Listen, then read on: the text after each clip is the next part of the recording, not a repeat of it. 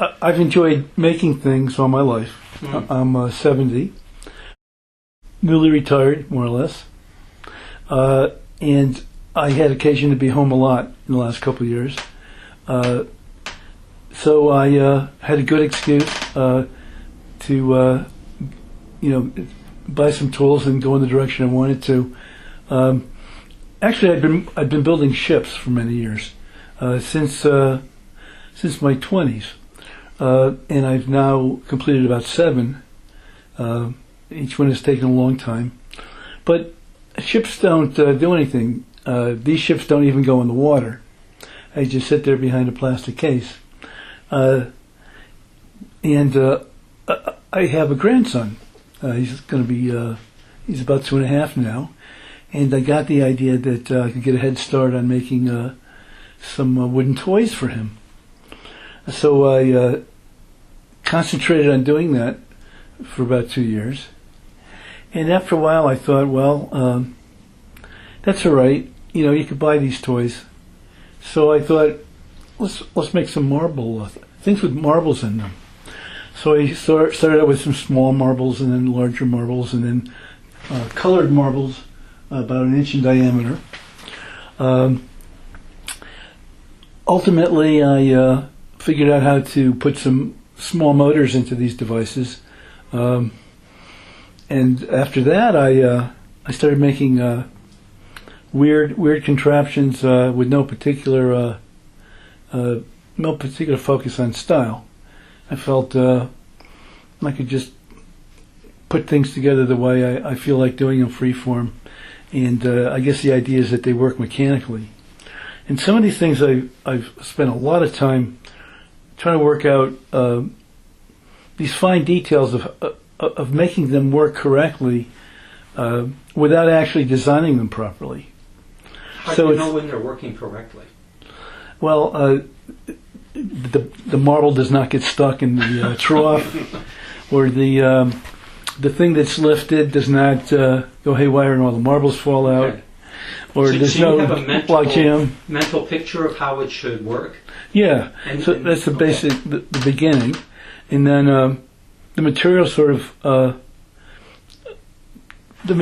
of come themselves. I have a lot of stuff around, or I might do a walkthrough at Home Depot and see, what a marble will roll on or through, and the salespeople will say, you can't put those things together, but I don't. But that's because they don't know that I'm not building anything.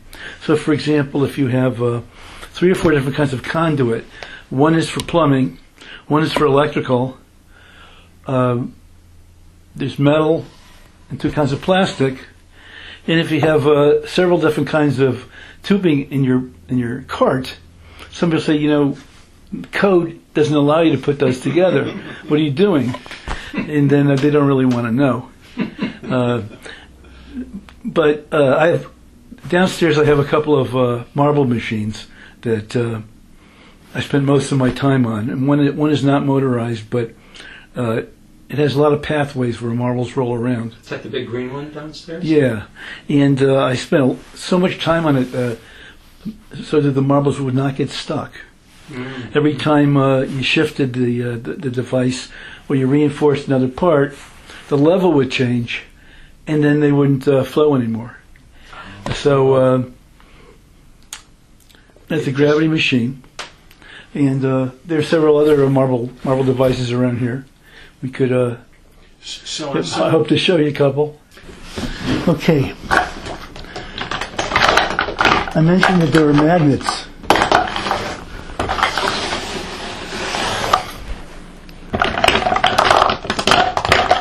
Okay. There's one of my magnets. See these 2 balls? That's what I used to pick up marbles with.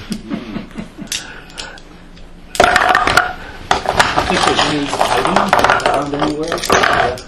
Yeah, I discover them every day. All right, so this is going to be like a metronome. The idea is that the marbles will go down slowly, one at a time.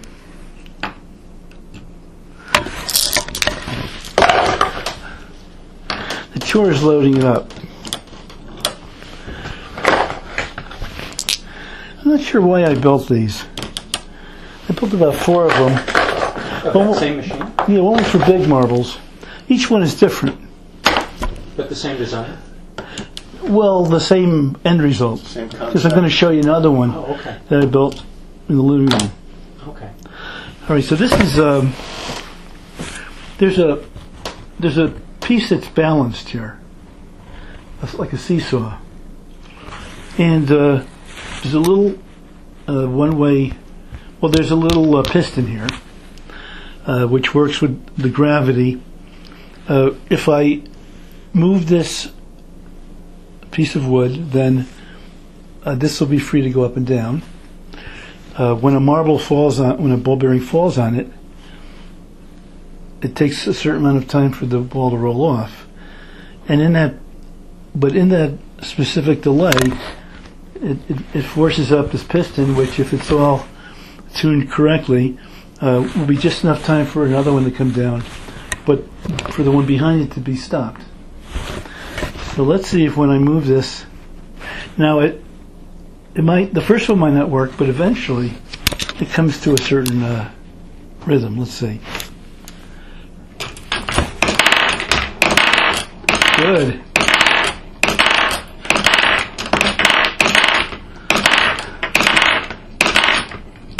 It rarely works perfectly that like was that. Marvelous. Marvelous. In fact, That was marvelous. It takes so many hours to tune to make it work. Are those chopsticks on the seesaw there?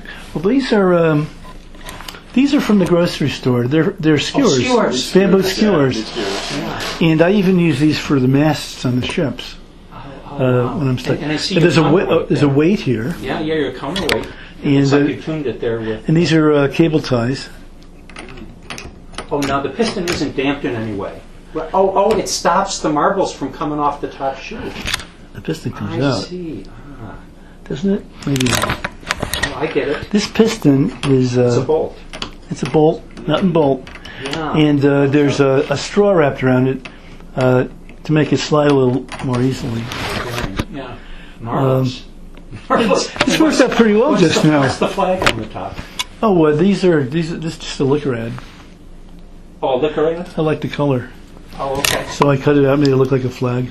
Well, that was a marvelous demo there. That just worked like we had rehearsed it 40 did work times. out. I think we should try another one, Steve. All right. We're on a let's,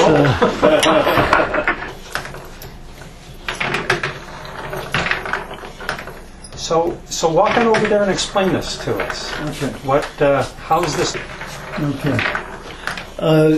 There are some published devices called marble elevators, which are quite elegant, and they lift the marbles up a particular height, maybe half a foot.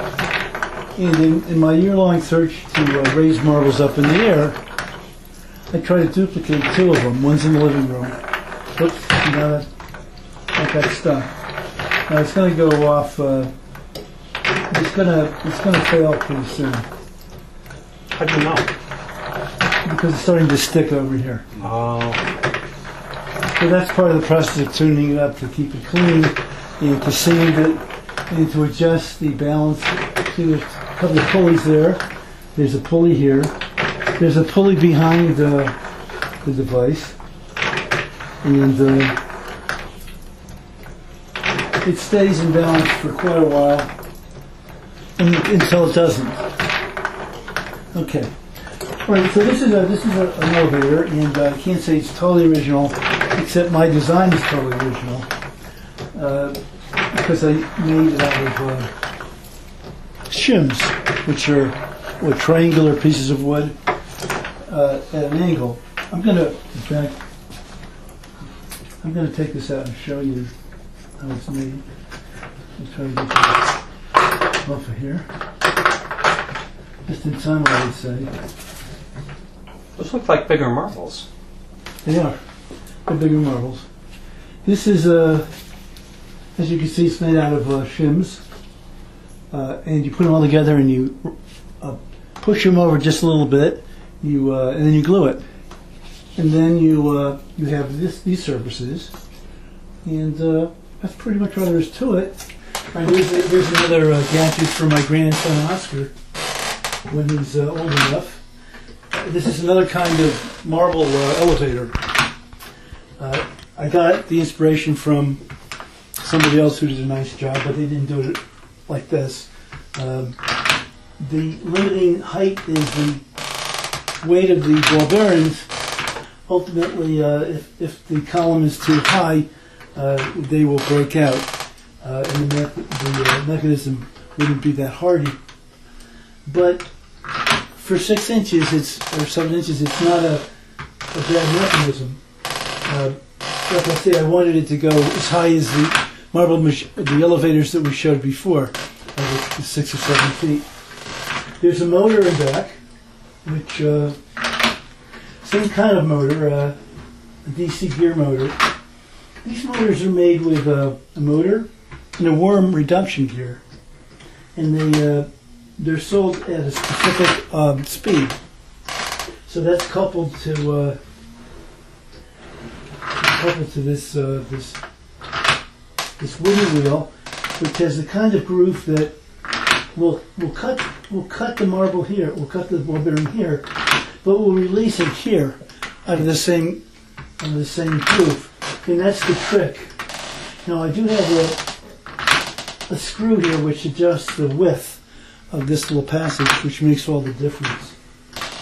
Now the height is such that this will come down, and it only takes the weight of 1 or 2 balls for gravity to shove it in here. Now the idea here was this was my daughter and my daughter-in-law would be watching Oscar, and they would be making announcements as to what Oscar was doing. And they were called the town criers. We had something called Oscarville, and this was the communication center. There was a little sign that said communication center. And these are presumably sisters and brother birds over here. Now we can change the speed. You'll see the one is a different speed than the other. We can slow them down.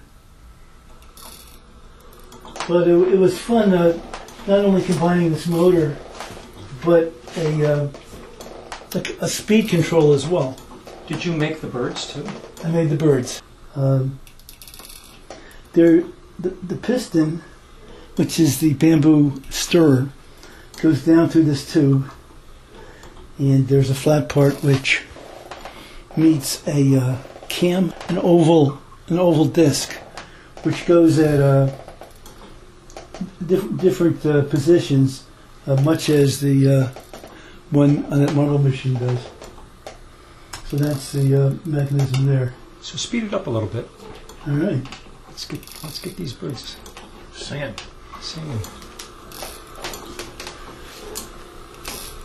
Now, is one of the birds Oscar? Well, one of these birds is Oscar and his future brother or sister. But this is Marissa. Oh, Marissa. And this is Nicole. Okay. And we call them Mo and Co. Okay. And they watch over Oscar very carefully. Oh, very nice. And they tell you just what you're allowed to do with him. So, Steve, this is your masterpiece. This is my masterpiece, and this I worked on forever. Forever meaning like a year? Year, 2 years, maybe more. I had a lot of time, and I would work during the night on it. It started down here. It's a very simple piece, and I added this. I don't know if you can see the catapult. This is a catapult, and it's made to launch ball bearings up to this level. It was the first attempt to raise marbles a level. They go up here, and they used to go down this direction. They do more or less the same thing now. It's a double action catapult. It's got a thing in back. The balls collect in there from this pathway here. if it's down. And then you used to be able to push it along its way. So the idea is that it goes in the back, goes around, it's over there, and it follows a path. There's several paths. Let's forget the catapult for now. Let's put that at rest so it doesn't interfere. And there's a normal behavior. Leave that. This is a preferred entry point. Then there's a switch, like on that other machine upstairs. It can go this direction or this direction. If it goes in this direction, it goes down this way. Otherwise, it goes behind. If it goes down this way, there's another switch. And it can either go this way or this way. It could go, here there's another switch. And I don't know if it still goes in two directions now, but it once went in two places, through this bell and through another bell, or it can go down this way, through this truck, through a hole in the truck, and down that tube. This is where we once had one of those pendulum devices. So that was pretty cute when it was there. Now it's a little more compact so that I could move it around, maybe on a pallet or even put it away. All right, I'm going to start loading it up. And you'll see the ball bearings diverge in two directions here. If I dusted it. It's one possibility. It's another possibility.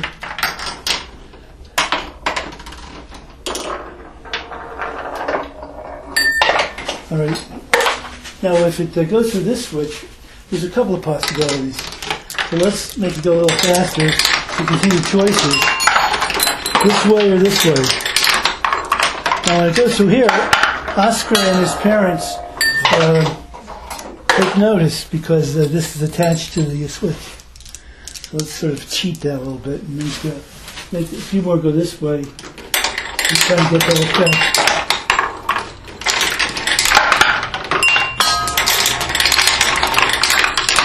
And it should be alternating. So let's load up a bunch here and just see what happens.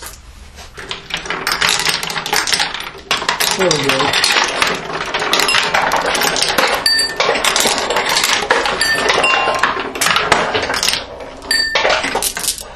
Now, in the event that it does go in here, we have to unload it like this. And I would prefer that it stay in this position for now. But that's one of the alternative paths. Let's try this again.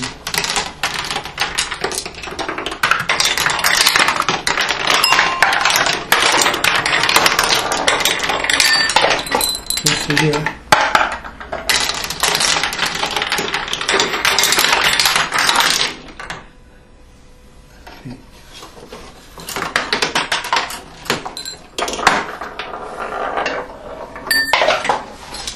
Of course, down here, when it reaches here, it has two choices. It goes left or right, depending on this thing. And the idea is just to make Oscar and his parents move. This switch is just Oscar when he was really back and forth as well. When it's not dusty, let's try it.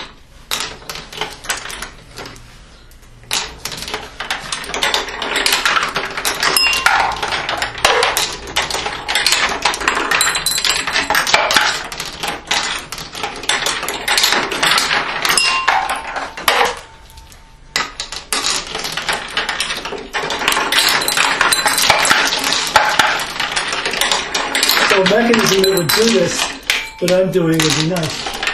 And we actually have one, which is on the table over there.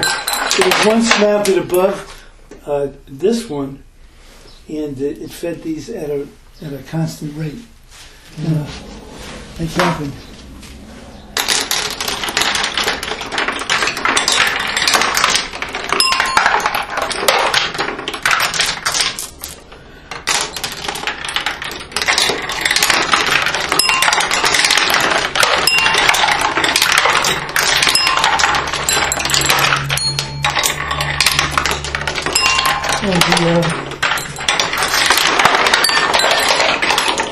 Do you learn to be handy from your father or something? Yeah, was he handy? No, my father wasn't handy. He was not handy. Oh. No, but the people who worked for him were handy. And they would spend time with me in the summers because he was a fuel dealer, and there was no fuel sold in the summertime. He would keep them on board, and they would work around the house, and they would show me how to do things. Plus, we lived in the kind of neighborhood where everybody was blue-collar worker and in construction, and the kids and their parents were always doing stuff mechanically. So even though it was culturally slightly unlike my cultural background and my father's abilities, it just was irresistible. So I wanted to be a carpenter, and then I wanted to be an electrician, and everybody insisted I be a dentist, or at least go to medical school, and then I could do what I wanted after all that. So I didn't go to medical school, but I did get an advanced degree in science, and just kept up my mechanical interest all these years. What kept me busy most of the time was the ships. So starting in my late 20s, I started building ships. Starting with that one, there's a picture of me young with this ship almost finished over there. And after that I built 7 more. And they took a lot of time. A couple of them took 10 years apiece.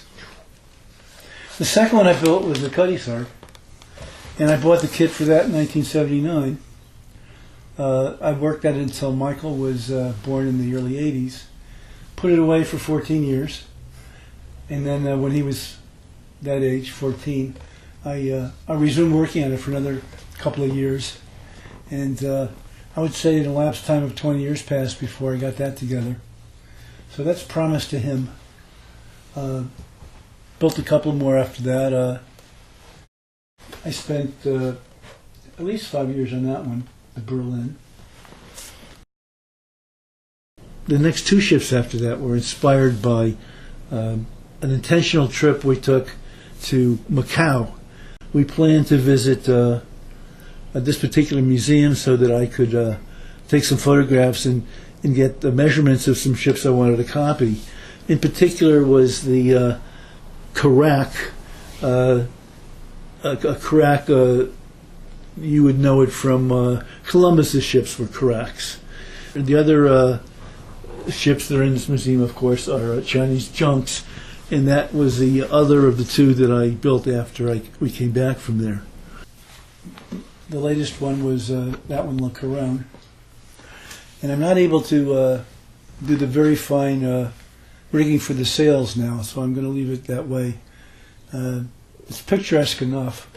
And the kind of rigging that it should have is on some of the other models. Particularly the first one, which was not a very glamorous model. It was Captain Cook's ship, but the Endeavour. And I chose it. It was a scientific ship, not a military ship. It's a totally simple ship, but it gave me the opportunity to do some rigging